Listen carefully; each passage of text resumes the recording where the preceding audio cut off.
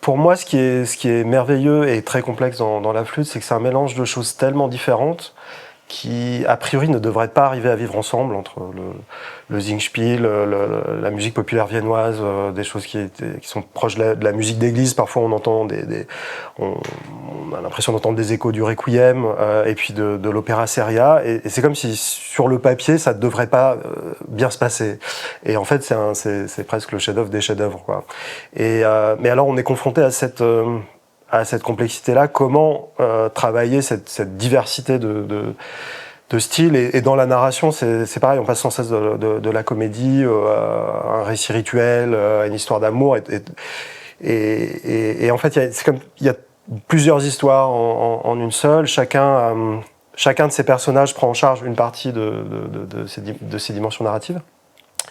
Mais ce que j'avais envie, c'était d'étirer largement cette histoire d'initiation et de creuser un contraste plus grand entre le début et la fin. C'est-à-dire que de se dire ici, cette initiation n'était pas juste l'initiation d'un jeune homme, mais c'était l'histoire du passage de l'enfance à l'âge adulte.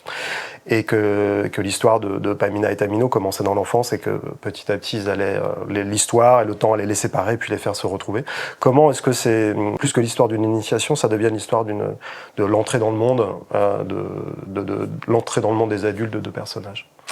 Voilà. Ensuite, il y a des choses dont j'avais envie assez vite en entrant dans l'œuvre, de se dire, en fait, on peut être ému par Papageno, on peut rire de Zarastro, de se dire, en fait, comme on rit et on est ému et on prend au sérieux tout à tour des choses qu'on ne s'attend pas forcément, ou alors dans le livret lui-même, on est d'abord bouleversé par La Reine de la Nuit, puis après elle nous fait peur. Toutes choses sont une et son contraire à la fois. Et de continuer sur cette lancée que nous donne Schikaneder et Mozart, mais de se dire, tiens, essayons parfois d'amener les personnages à des endroits où on les attend pas. Je vais avoir un recours régulier à la vidéo dans le projet. Je pense que la flûte, c'est une œuvre où on a des changements de décor très rapides, le rythme il est très enlevé. On sent que c'est fait pour faire apparaître et disparaître un décor auquel on ne doit pas croire, qui ne doit pas avoir de matière, parce qu'il n'aurait pas le temps de disparaître s'il était physique, s'il était lourd, s'il était imposant, et que l'œuvre elle-même nous impose cette légèreté, cette liberté. On sent qu'il y a plein d'effets visuels et qu'on doit être constamment émerveillé, surpris par ce qui se passe sur scène, mais on sent que ça ne doit pas être lourd. Pour moi, l'œuvre, elle a été écrite à un moment des Lumières où l'Occident, la civilisation occidentale, a une confiance très très grande dans le futur, dans la politique, dans la communauté, dans la science, dans la raison, et Zarastro incarne ça. Et il y a plusieurs moments dans l'histoire de l'Occident, et ça a commencé avec les Lumières, mais où la civilisation occidentale a partagé ça.